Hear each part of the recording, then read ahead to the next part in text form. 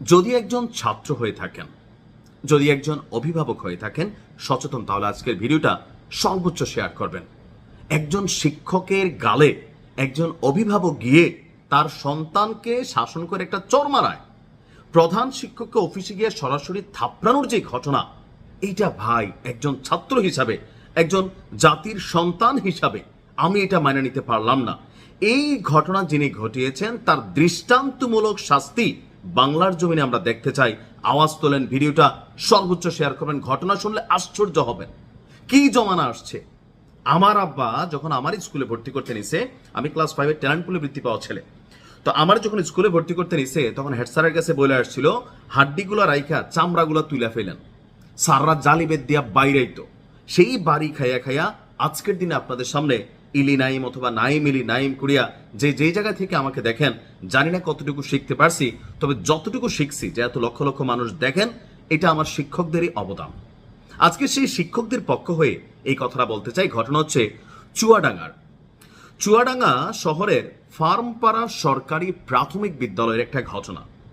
ঘটনাটি হচ্ছে বিদ্যালয়ে সকালের সমাবেশে দ্বিতীয় শ্রেণীর অর্থাৎ ক্লাস 2-এর 2 শিক্ষার্থী, তাদের মধ্যে ঝগড়াঝাটি হয়, অর্থাৎ হাতাহাতিতে জড়ায়। তো যিনি প্রধান শিক্ষিকা ছিলেন কাবেরী করিম 2 ছাত্রকে ডেকে এনে কাদের কারণ জানতে চান এবং তিনি শাসনের অংশ হিসাবে 2 শিক্ষার্থীকে একটি করে চড় দেন। আবার চড় জোরে লাগুক আস্তে লাগুক, মারামারি করছে, তিনি একটা পানিশমেন্ট দিচ্ছে, একটা থাপ্পড়। এখন এই থাপ্পড়ের ঘটনার পর এক শিক্ষার্থী সে বাড়িতে গিয়া তার বাবারে জানাইছে, তার মায়েরে জানাইছে, অতি আদরের লাডলা। এগুলাই বড় হইয়া এই দেশটারা নষ্ট করে, এগুলাই বড় হইয়া মানে কি যে শব্দ বলবো আপনারা কমেন্টে লিখা দিতে পারেন যে কি কি বলা যায়। এই ঘটনা শুনে শিশুটির বাপ, কিছু কিছু প্রতিবেদনে তার মায়ের সম্পৃক্ততার কথাও আসছে, ফুটেজে তার বাবার ফুটেজটা আসছে, যে বিদ্যালয়ে এসে প্রধান শিক্ষকের সাথে তর্কে জড়িয়ে পড়েন।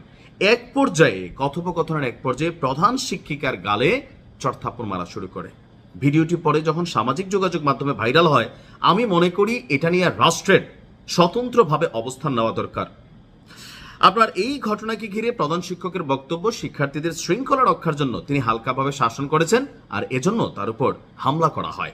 অভিভাবকের দাবি কি শোনেন, তারা দাবি করেন শিশুকে মারধর করা উচিত নয়। কি মারধর করছে?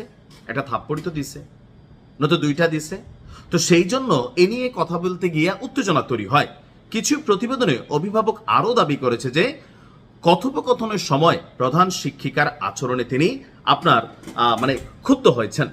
পুলিশ হামলার ঘটনায় আইনগত ব্যবস্থা নেয় এবং অন্তত একজন অভিযুক্তকে গ্রেপ্তারের খবর প্রকাশিত হয়েছে।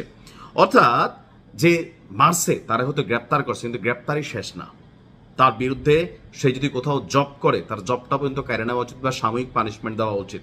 দেখেন, এই যে শাসন উঠে গেছে, শিক্ষকের হাত থেকে ব্যাত উঠে গেছে, আজকের দিনে আপনি কতটুকু পাচ্ছেন শিক্ষার মান বা আমাদের সামাজিক অবস্থান? এই যে ইয়াং জেনারেশন যারা আছে, ফেসবুকে এক একজন লায়লা মজনু সাজ্জা ঘুরে, বাপ বিদেশে আমরা কামলা দেই, আমাদের সন্তানরা এই দেশে ইয়ামার 115 ড্রিম বাইক এগুলা চালায়, ওই স্কুলের 8-9-এর মাইয়া প্যান্টে ভাগাই নিয়ে বিয়ে করে ফেলে, তার বাপ এখনো বিদেশ করে তে বউ লইয়া ঘরে ঘুমাই থাকে আরামসে এসি চালাইয়া, তার মা তার বাপরে ছাড়া এখনো তিনি দিন কাটাচ্ছেন।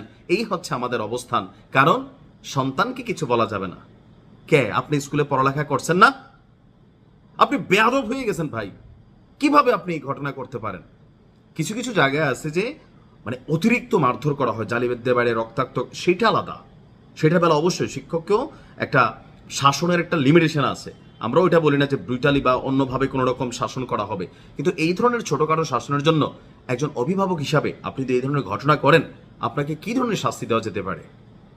আপনি আপনার সন্তানের জীবনটা নিজ হাতে নষ্ট করছেন। মনে রাখেন, এই সন্তান নিয়ে হয়তো কোনো একদিন আমি বুড়া হয়ে যাবো, নিউজ করতে পারলে এমন দিন না আনুক।